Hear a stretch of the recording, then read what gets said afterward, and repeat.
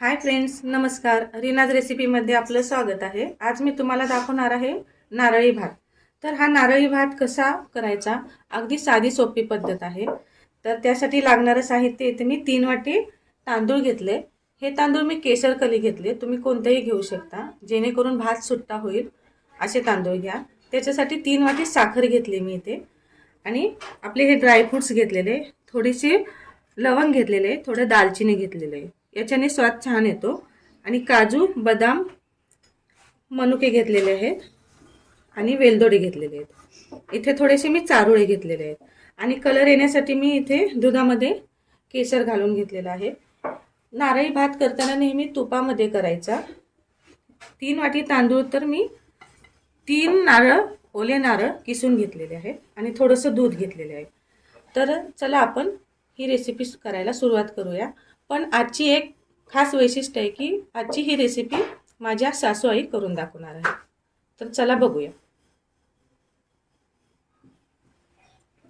तर इथे पातेलं ठेवलंय गरम करायला. त्याच्यामध्ये तूप घालायचं,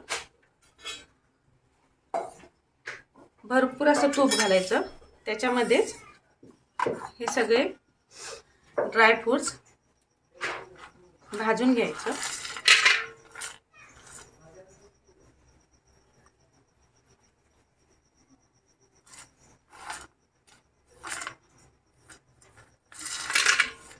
तुपामध्ये छान हे परतून घ्यायचं.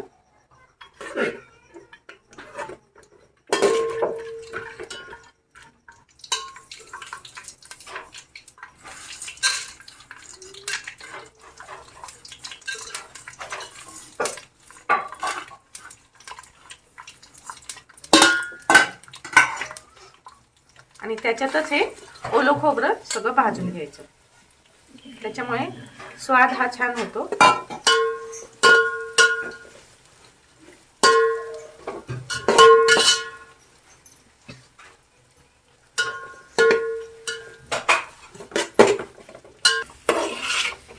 तर हे खोबरं आणि हे ड्रायफ्रुट्स छानपैकी आपण तुपामध्ये परतून घेतले.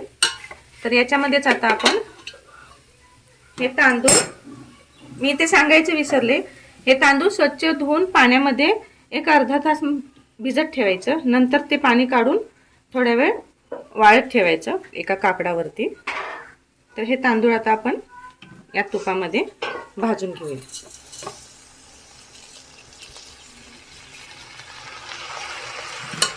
हे सगळे एकत्र छानपैकी भाजून घेऊया.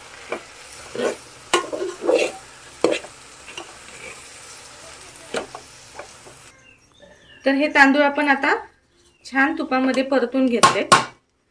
याच्यामध्येच आता गरम पाणी घालायचं. जेवढे तांदूळ आहेत त्याच्या दुप्पट पाणी घालायचं. गरम पाणी घातल्यामुळं भात आपला पटकन शिजण्यास मदत होते आणि भात असा मोकळा मोकळा होतो. तर हे सगळं आपण छान असं ढवळून घेऊया.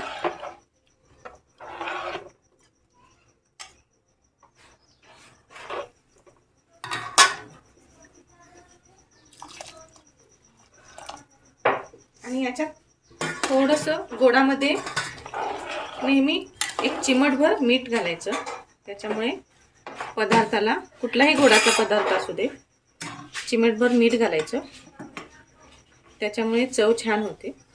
तर इथे मी मीठ घालते आणि ह्याला ढवळून घ्यायचं. आता याच्यावरती आपण थोडंसं दूध घालायचं. आणि हे मी इथं दुधामध्ये केसर घातले, हे याच्यात घालू. याच्याने रंग छान येतो.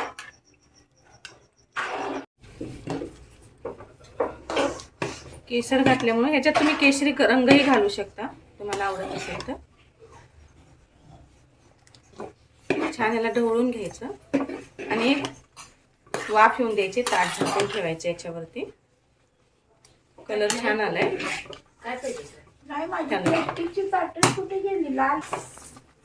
याला असं छान ढवळून घेऊन ताट झाकून एक वाफ येऊन दिली. तर इथे 5 मिनिटं वाफ येऊन दिली आपण बघू शकतो. तर आपला भात छान असा मोकळा झालेला आहे, तुम्ही बघू शकता. आणि छानपैकी शिजलेला पण आहे. तर याच्यामध्ये आपण आता साखर घालून घेऊया. आपल्याला किती गोड आवडतं त्याप्रमाणे साखर घालून घ्या आणि मिक्स करून घ्या.